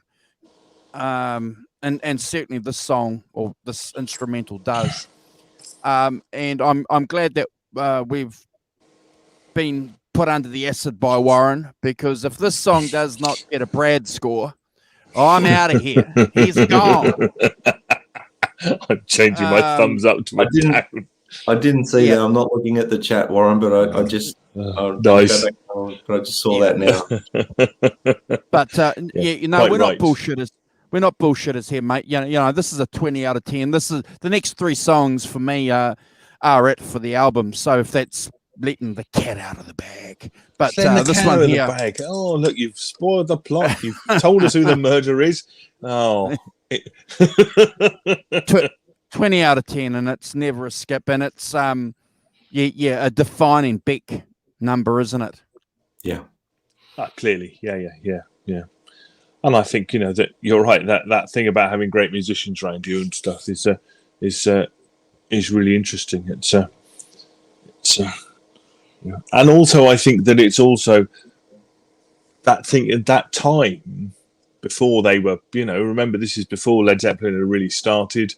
They were, Jimmy Page and John Paul Jones are really still session musicians, not really out there as you know. So then it was just a bunch of guys getting together and playing, you know, and trying to, you know, calling themselves, you know, not crediting themselves or whatever if they're signed to different record labels and stuff. Don't want to, you know, Keith didn't want to upset, you know, the Who's management and all of those things. You know, so I think it's, you know, yeah, great musicians, but, you know, not in a sense, the supergroup thing can be applied in retrospect, but not at the time necessarily. Yeah. You know, I don't think many people would have known who John Paul Jones and Nicky Hopkins were. Probably not that many people would have known who Jimmy Page was even then, you know. And I mean, clearly they would have known who Keith Moon was, but, you know, so in a sense, at the time, it's not a supergroup. It's really just a bunch of musicians playing together, isn't it? You know, and as we said a lot in the, you know, this time in the 60s, you know, that, you know, the musical world is small. It's not big, you know, it's not billions of groups and kind of, you know, every day 9 million albums get released like there is now kind of thing. It was, you know, you could contain it. And I think in particularly in London, you know, that anybody worth in like Jeff Beck would have known who all the other main guitar players were, you know, all around, you know, because they would have come across each other. I'm sure they would have, you know,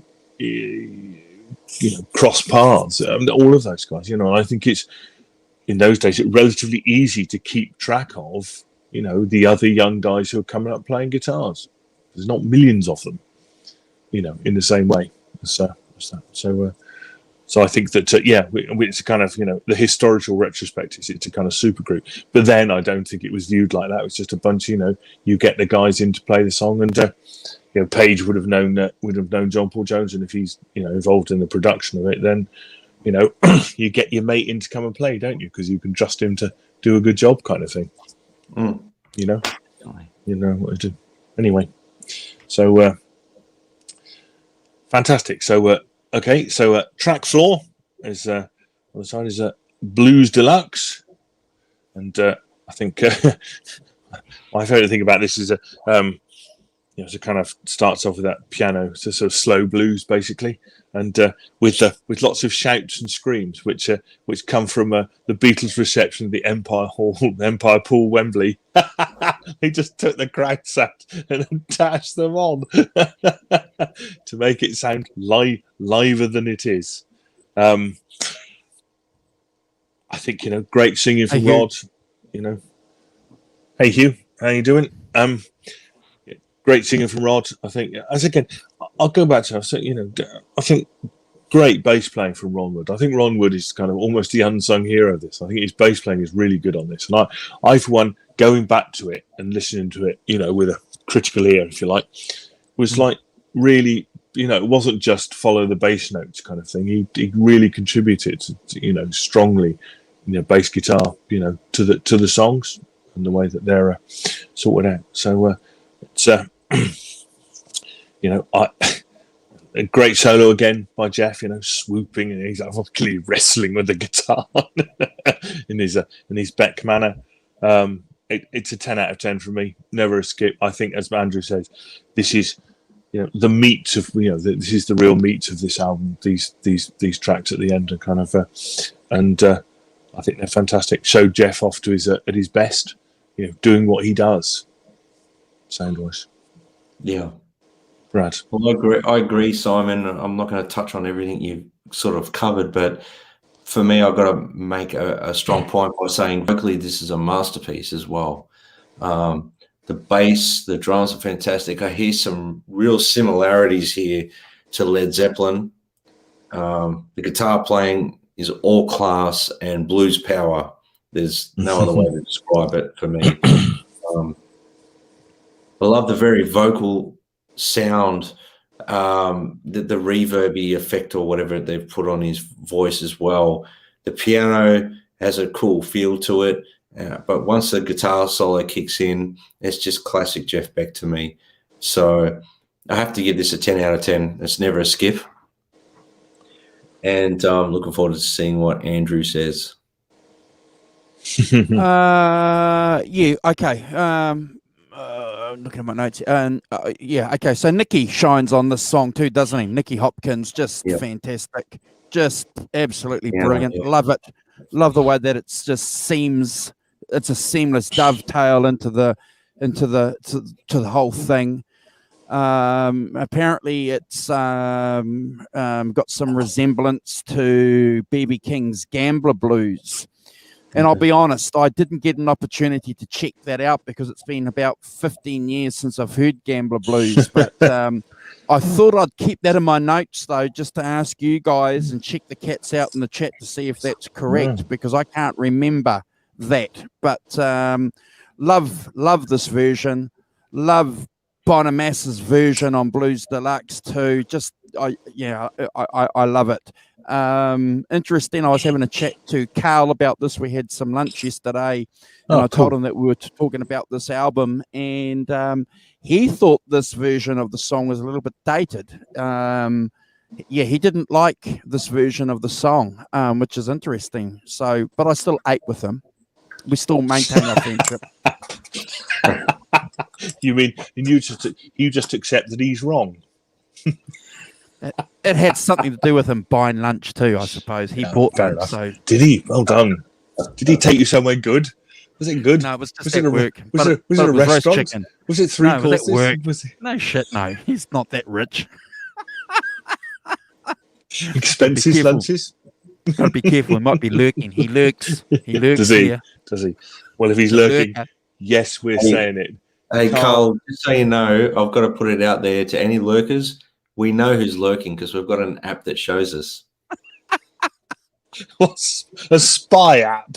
Spy bot. Yeah, we know. We know everything. Brad's part of ASIO, you guys. You know, besides being a hot guitar player, you know, he's part of ASIO, you know. He's a spy. Yeah, hold on, guys. I think it's fantastic. I love it. It's never a skip. I'm going to give this a Brad score too. For me, it's 20 out of 10.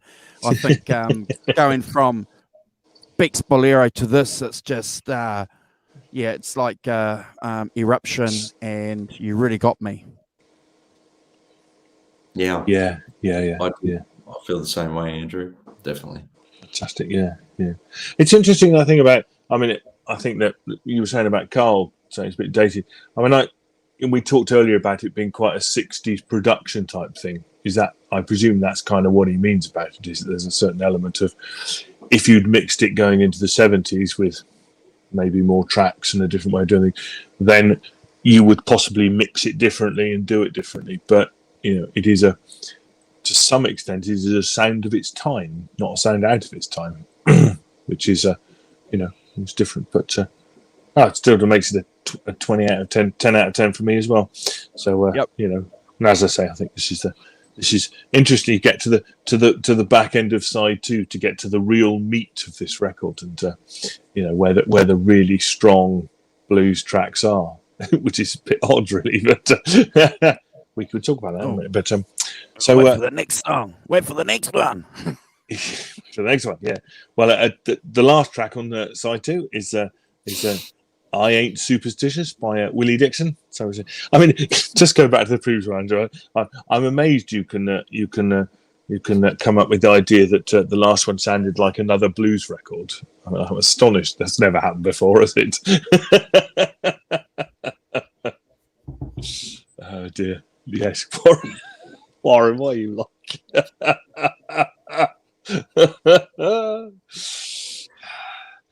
Yes. Beer and micro tape recorders. Yes. Oh dear. Anyway, I ain't superstitious, so I think this.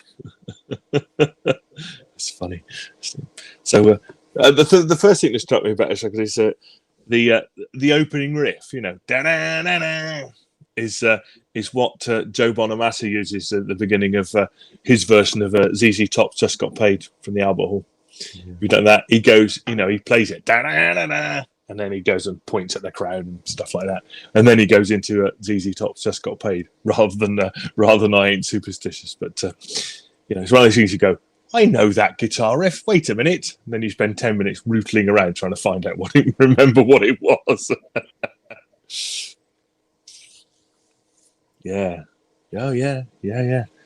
He said. So I think again, fantastic riff. I think that kind of every break, his wah-wah tone. He sounds like he's making the guitar talk and all that. Wah-wah, fantastic wah-wah playing. Great vocals from Rod. I think again, it's a pretty straightforward 12-bar blues pattern.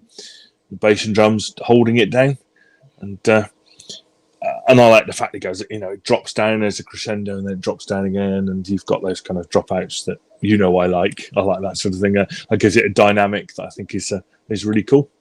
And so it's a 20 out of 10 and never a skip. I think this is the meat of the album. We got the score out of him before he dropped out. 20 out of 10.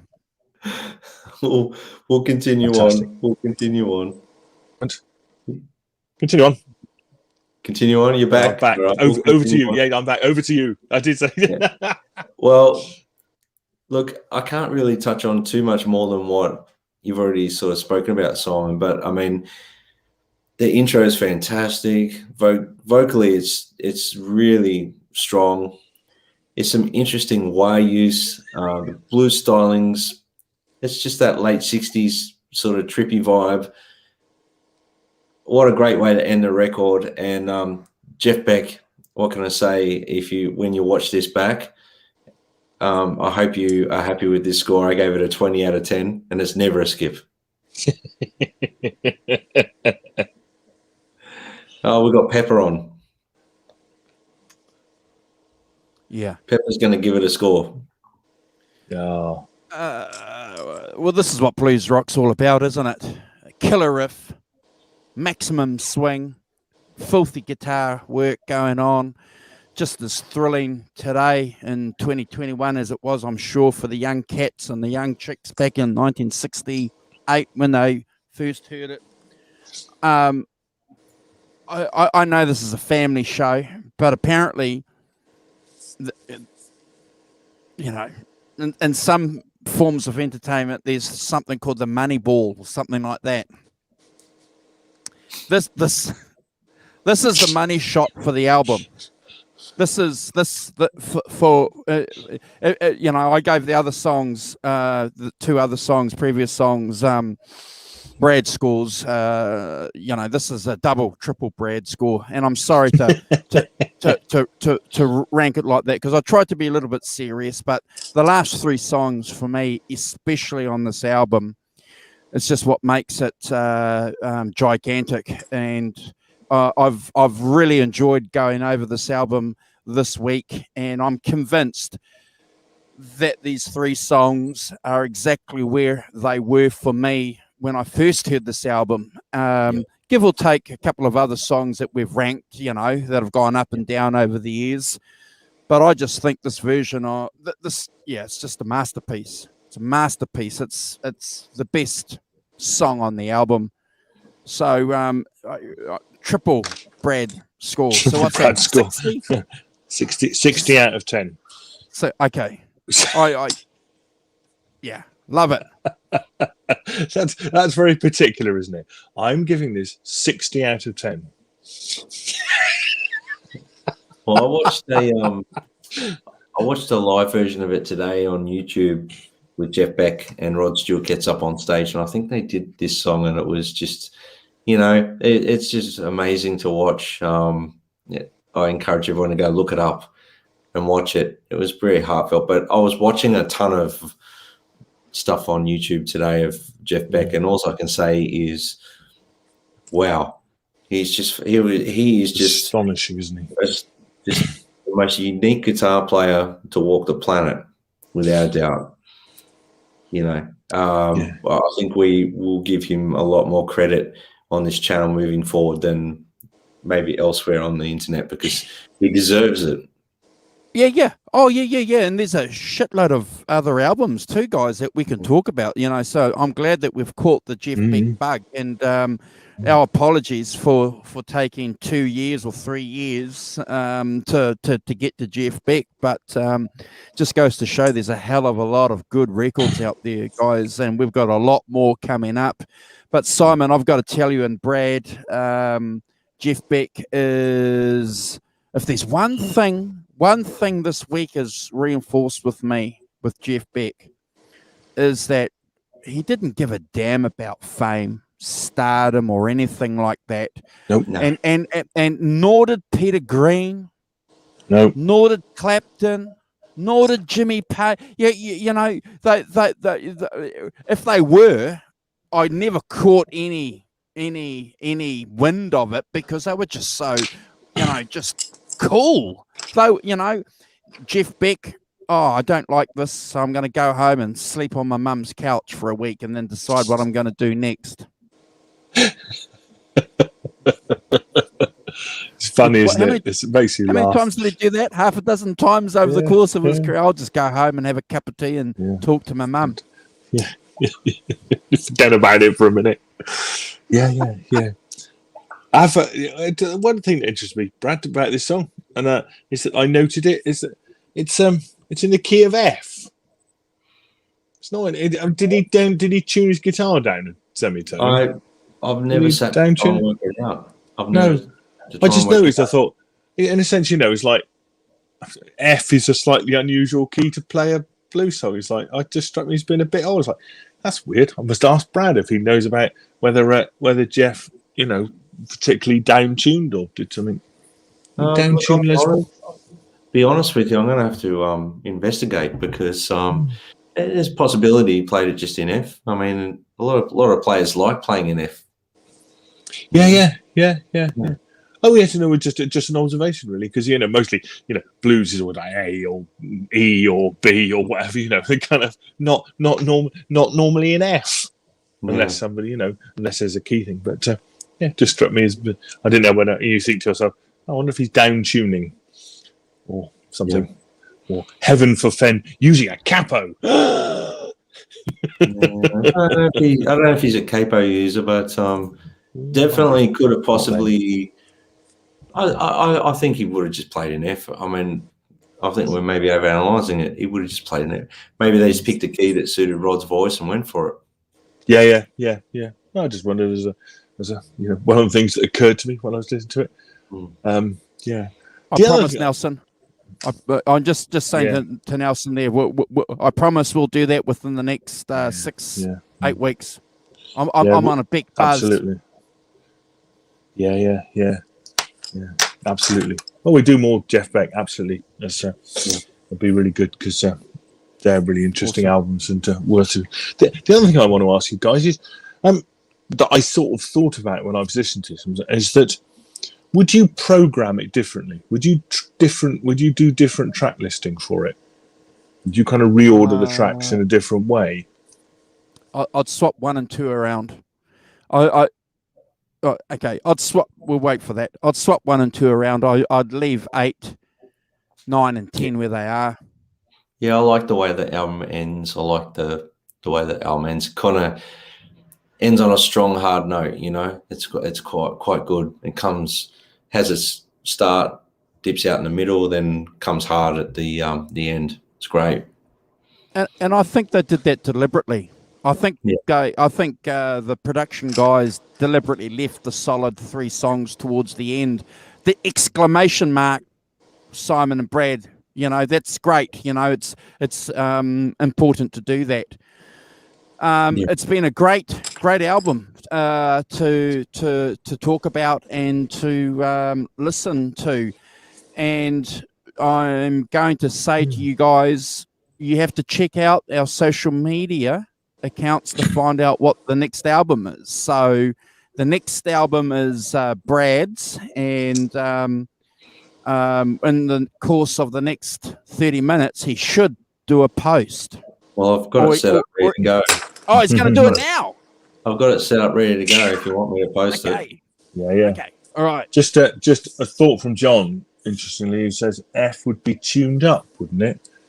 Well, maybe be tuned up to F. Johnny, yes, good thought. I hadn't thought of that. Interesting. So playing E shape within F. Do you want me to post it, Andrew? Yeah. Do it, bro. Do it. Do it. Do it, baby. It's coming. Pull the trigger.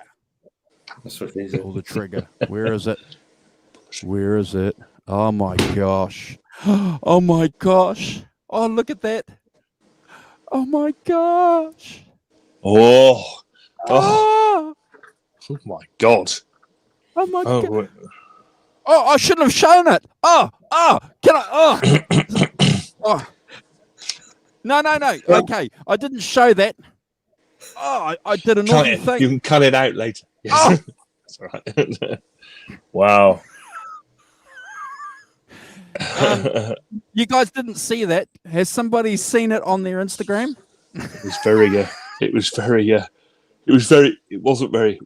bad. You didn't let it focus. Wait a minute. Is it? No. I've only got one. Like someone called. Oh, okay. There it is. There you go. You guys gotta like it. Like it on Instagram. You gotta make sure you're there. And remember to hashtag never skip. Come to me. Yeah, a bit of alteration. How do I? Social media, eh? The things we have to go through. How does it work? Guys. Nobody idea. No, how does it work? Yeah. The things we go through just for you guys have no idea. There it is. Never skip. Excellent. That's one, Brad. Yeah, guys, I'm looking forward to the next one. Like I did this one, we just did. Yeah. Oh, yes. Hugh doesn't know that band. Okay. Who does, Hugh? Who does? Yeah. I'm looking forward to it. It's a great record. Oh, yeah. What a choice. Boom. I was thinking, why haven't we done this one yet? because they're all good. Yeah. Because we've only been doing this for a year and we've got literally hundreds of albums to do. And the Beatles is always big, isn't it? Always big, the Beatles. Oh, okay. Big. Well, this is ominous. Promise you. Oh, Mark, isn't it? Ooh. She's not one of your favourites? Oh, dear. You're allowed. It's fine. This could be a 2-hour show, ladies and gentlemen. The Revolve show could be 2 hours. Did you want to? Did you want to do 2 shows? 2 shows. Yeah, look, I think we have to. I think this album deserves 2 shows. We need to talk about the gear. We need to talk about what the band were doing around that time. Context. I think that might. Yeah, I think if we do that for an hour and a half, 2 hours, and then do the rankings, because the whole thing about this album is the time. It's what the band were doing, the buzz that they were on. Yeah. What do you guys reckon in the chat? 2 hours? 2 shows? Possibly. Maybe it wasn't quite the smartest album to do then, if we're trying to get through some hours. Oh, no, I could talk about this album for hours. Yeah, brilliant. What's going on in the chat? I think the Dogba keeps mentioning the Nas, featuring the mighty Todd Rundgren, of course. Todd Rundgren's first album, the first band of the Nas. Yeah. I'm just showing off my arcane knowledge of rubbish now. I look forward to that. Yeah. So what we might do is we'll do 2 shows, and we'll dive into like the song ranking in the second show, maybe. Yeah. That's good. Pretty much like we've done with some of the key albums. I dig that. So we can share our experiences about the album.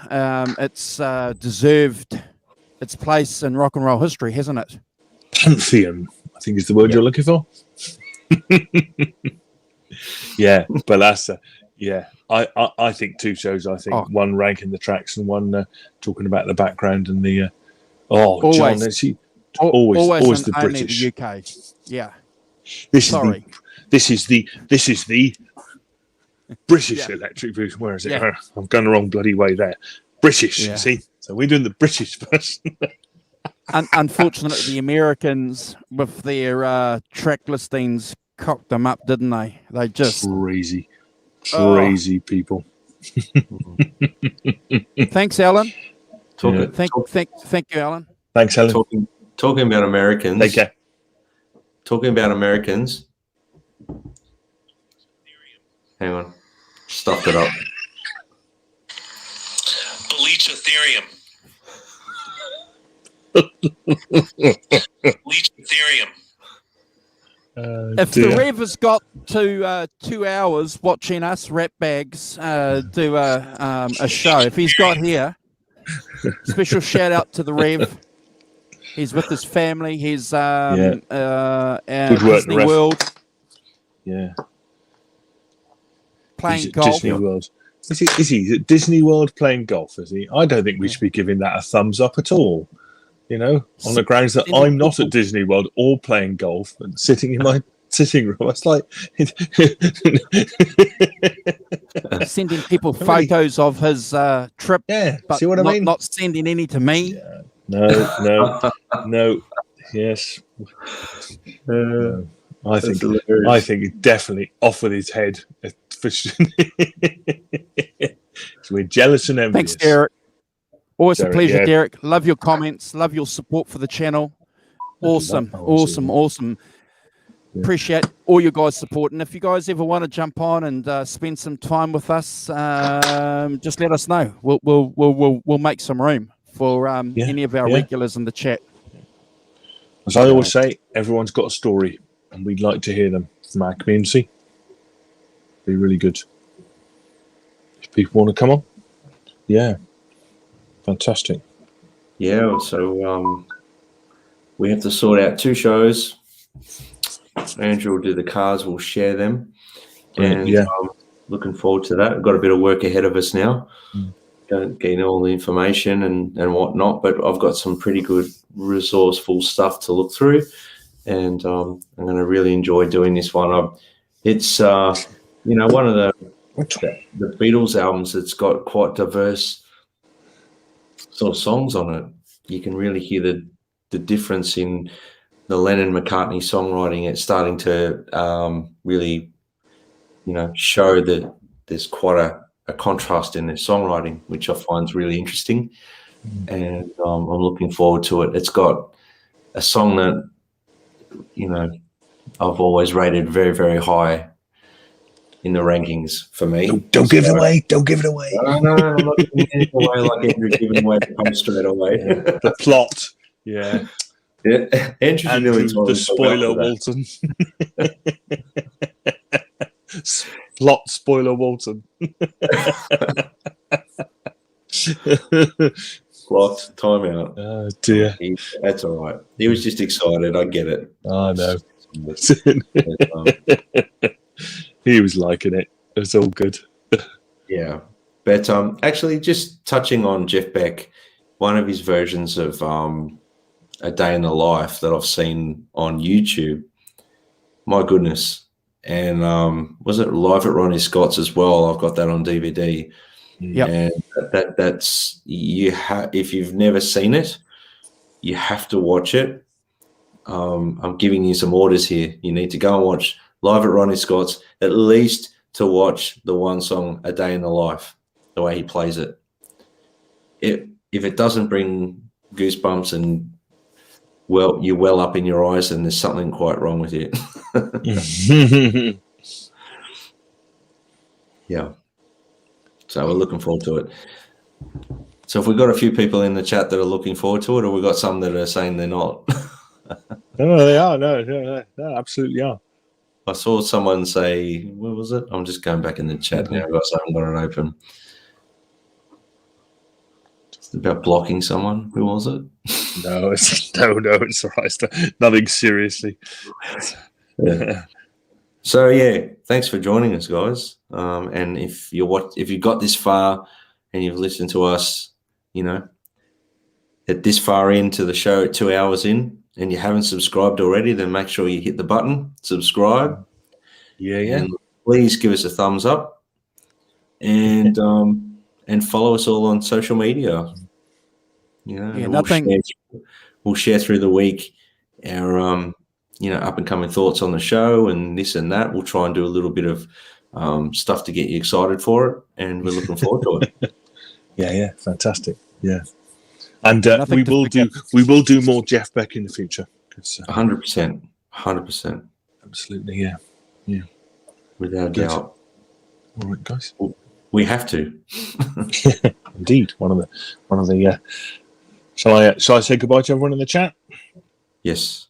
So thanks to Mark Tanner and Warren, of course, Hugh Caldwell. Thanks, Hugh. The Dogper, Derek Clacton, and John ZD351.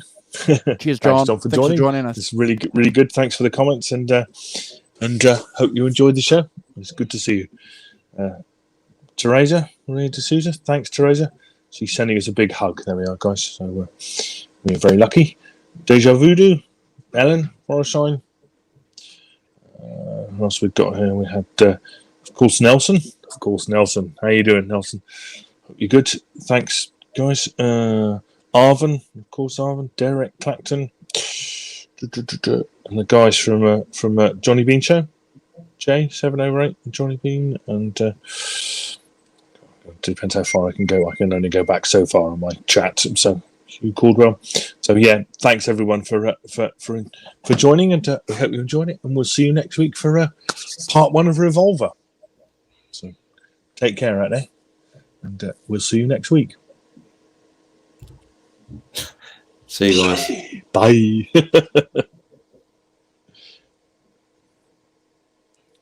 Bye.